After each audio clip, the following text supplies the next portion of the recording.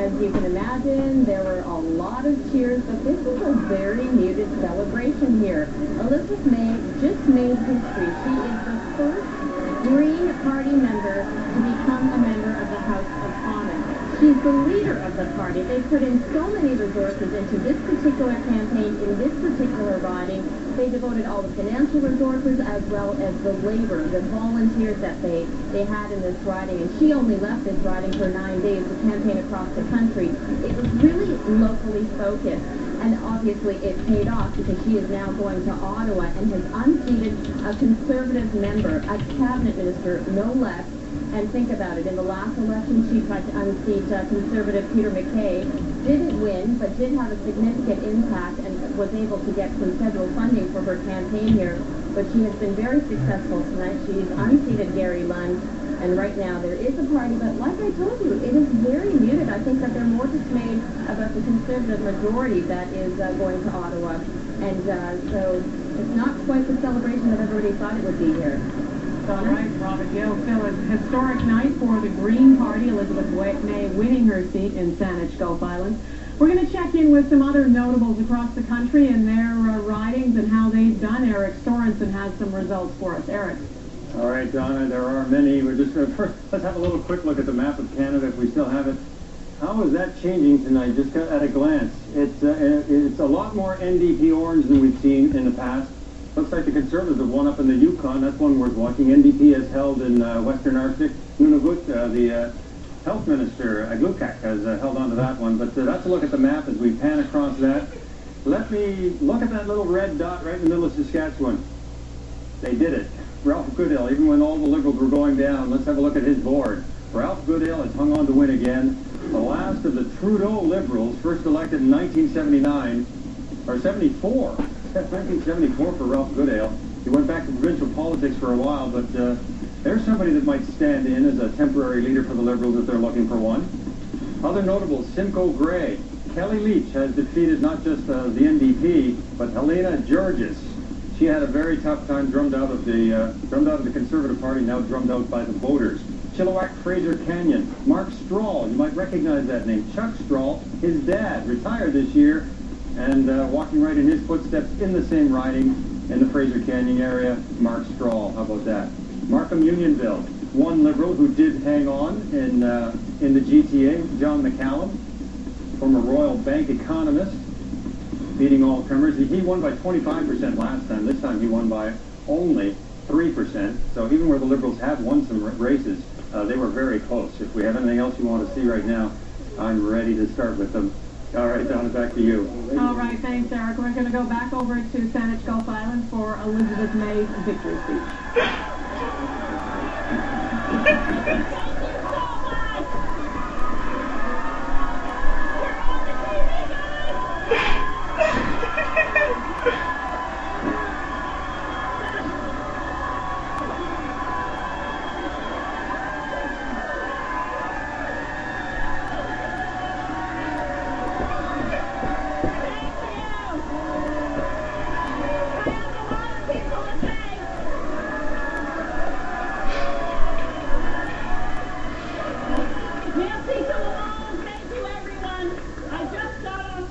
From a very boisterous bar on Salt Spring Island, where I called the gang there.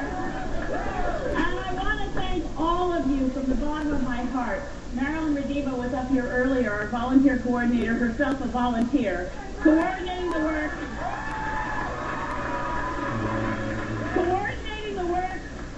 And listen to this, Canada. Listen to this. Coordinating the work of the 1,000 volunteers on the Saanich Peninsula, the 700 volunteers on Salt Spring Island, and altogether 2,000 volunteers from Saanich Gulf Island who today made history.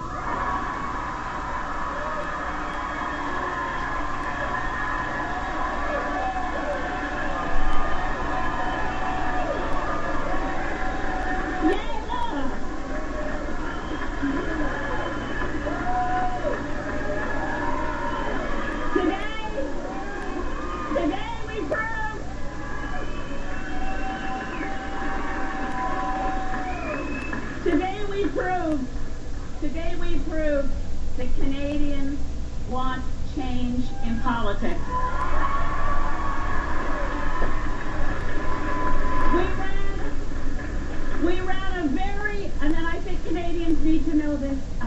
all know this, we ran a very non-partisan campaign. We ran a cooperative campaign. I need to start by sharing with you that I had a very gracious telephone call just moments ago from Gary Lunn congratulating me on this victory.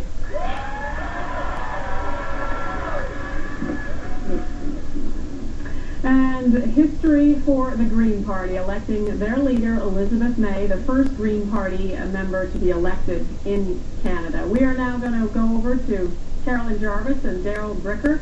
Our huge exit poll that we have, more than 35,000 Canadians. We asked them what they wanted as the outcome of this election, to be a majority or a minority government. Well, we know the answer in terms of votes. What did we find out, Carolyn? Well, we wanted to know from Canadians who voted today how they were feeling, what their appetite was for change, and whether or not tomorrow morning they'll wake up happy. And what did they say? Well, actually, 56% of Canadians say that they'll be waking up happy because they wanted to have a majority government. And they got that indeed. And what was driving them when they were heading to the polls? We talked a lot about voter fatigue. And so one of the questions we asked them was, I hope somebody wins a majority so I don't have to have another election for a while. Well, as we saw with the NDP vote, there was a fair amount of anger behind that. For the Tory vote, it was really a certain group of people who were saying, I want stable government. I don't want to have to go to the polls again for a while. So they were voting for for not having to go to the polls for a while. And tally this up on the left side of the screen here. That's 64.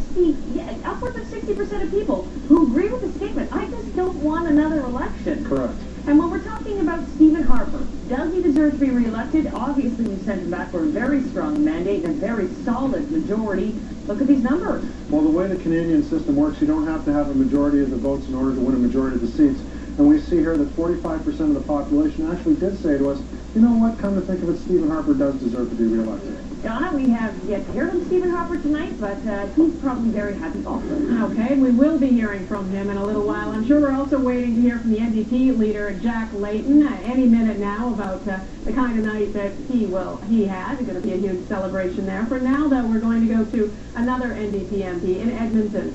Edmonton Strathcona. Linda Duncan, re-elected there. Francis Silvaggio is with her. Well, Donna, this is the celebration. Linda Duncan has just got off the stage accepting her victory tonight. And this is key. This is sort of that trophy that both the NDP and the Conservatives want. Linda Duncan took this surprisingly back in 2008 by a very slim margin. And tonight, she's increased that margin. She takes it yet again. So the NDP retains that very small piece of orange NDP pie in this sea of Conservative blue, which at the end of the night, we were all watching to see if it was going to make a difference. It didn't, but it is big bragging rights, and it is in the center of Conservative country. So a big win again for the NDP. Donna? All right, Francis Silvaggio, thanks very much. We're going to head over to Toronto, where Mike Drolet is at Jack Layton's NDP headquarters. We're just waiting to hear from the NDP leader. Mike. Yes, we're here indeed. I'm just trying to figure out exactly when Jack Layton's going to be just coming out to speak to his supporters. We're hearing now it's going to be a couple of minutes. Quite the day for the NDP. Certainly they didn't expect to win 105 seats, and they do have a lot of work left with them. I asked Carl Belanger, who is the press secretary for Jack Layton, what he was going to do, and of course he's very confident that he can get his the rookie Quebec MPs in order to try to get them up to speed with how things work in Ottawa. But they do have a lot of work ahead of them because a lot of them, they don't speak French very well, so it'll be interesting to see how they handle Quebec politics. So once again, we're waiting any minute to hear from Jack Layton to see what he has to say, but quite a remarkable night here, Donna. Thanks, Mike. I want to bring our panelists in. The NDP looking to have, what are the numbers now we've got for the NDP? 105 MPs. Do not adjust your second. Do not adjust your second. Thank you, Goldie. How many of them know what they're in for? They better have a good whip. Yeah. You're absolutely right. It's a good thing that the New Democrats had a good, strong base of members of Parliament going into this with about 36. Those folks will be the backbone. Right. If I know the way the New Democrats work, they'll assign each of those 36 to one of the new members, and of course, some of them are going to have two. Right. And those folks will be responsible for teaching those members of Parliament the ropes. Now, that said, we do have the 4 years to figure all of this out, and suffice it to say, there are going to be bumps along the road. There are going to be mistakes. But most certainly the New Democrats will work through them as they mature into this new role as opposition. You can talk about staff all night long. They all need to be staffed up too, and that's That is going to be a huge challenge. And we're a unionized staff environment, which is the New Democrats. Shocking. Which is going to cause an additional level of interesting problems. Oh, we're not even there yet. We're not even there. This is something that we dropped, the thread we dropped before that I want to pick up on. That's the per vote subsidy, which is something that's going to, the Tories have said if we get a majority, we're going to introduce this, which will have... We're going to get rid of it. I'm not quite sure why that became an issue with the Tories. Let's talk about the effect that'll have on some of the parties. Well, first of all, I'm not sure that the Tories will lead right now with that. If they do, it seems to be a ridiculous thing to do. What, like, it's punitive? It's petty. It's absolutely petty. No, there's a principle. There's a principle about that. And what is that principle? Political parties should be able to go to the people and raise the money they need to run an election, not tax it away from people, because that's your tax dollars going to a party you don't support. You know, I'll tell you something. In the United States of America, candidates spend the majority of their time raising funds. We're not talking about the United States of America. We're talking about Canada. But that's the system that worked long before it was introduced. We had the old system. We just want to go back to the old system. Well, I'll tell you the benefit. I'll tell you the benefit today of that per vote subsidy is the number of women that were elected in this Parliament directly. Yes, it does. Absolutely, it does. Subsidy. What does it have to do with it? It has to do with, you have to look at what we got rid of. We got rid of big corporate and big union donations, and we said in return for that we were going to have a public base for parties to operate from so that they can build their policy, build their nation without having to be beholden to political action committees and lobby groups. And in the United States, they have that problem because they have most of their monies, they have to start raising in the millions of dollars through political action committees, so it's very difficult to have policy just built for the ordinary person, and that was the quid pro quo. So we did get rid of big corporate and union donations, and we created a public climate, which has actually worked very well for all the parties. If Elizabeth May is there today... for the Bloc Quebec bloc. They were subsidized. Okay, but you can't use that argument Well, not now. I understand that. I know. But the point is that the system is not the system that I think that we were accustomed to, which is money follows message. Political parties should be no different than businesses.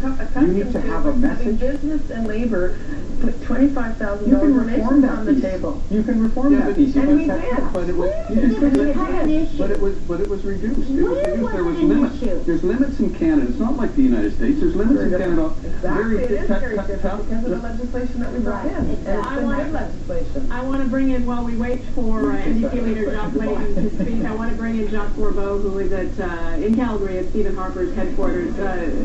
What are you hearing from strategists there, from people around you, Jacques?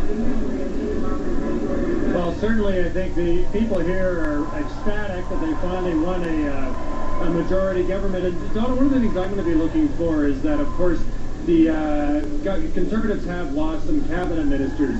So what are they going to do with that? Because one of the things I've noticed since Stephen Harper has been in power is that he has not, he's really not demoted many people from his cabinet or promoted people in. When we have cabinet shuffles, it's really just moving the deck chairs around a little bit. So for me, one of the things to watch for once Stephen Harper gets back to Ottawa is what is he going to do with his cabinet? How much, how many new faces we see in that cabinet? He's lost Lawrence Cannon, for one. That's a big one. Absolutely. And the other dynamic I think is going to be interesting with the NDP now as official opposition is I think there's going to be more of a stark ideological divide between the government and the official opposition. And also a thing to watch for is all those new Quebec, NDP MPs from Quebec. How much are they going to push Jack Layton to start demanding some movement on the constitutional file and other things that Layton was talking about during the campaign? So for Stephen Harper, it's going to be a different experience because he's going to be facing a party, an official opposition that I think is going to have a very different lines of attack than the Liberals did. Goldie, what do you make of that? I think we haven't talked much about the dynamic between Mr. Harper and Mr. Layton. I think it's an area in which... What is the dynamic? What's their relationship like? You've heard they have a very good relationship. Do they? It's not well known, but I know that they meet quite often and have a beer? It's cordial, but the dynamic... I don't think they have a beer. But they have a better relationship than Michael Ignatius and Stephen Harper. And certainly a better relationship than is known in the public. And what's the basis of that? Trust. Well, I think that, it comes right back to where we started originally on this whole discussion about the need in minority parliaments to work together. And the Prime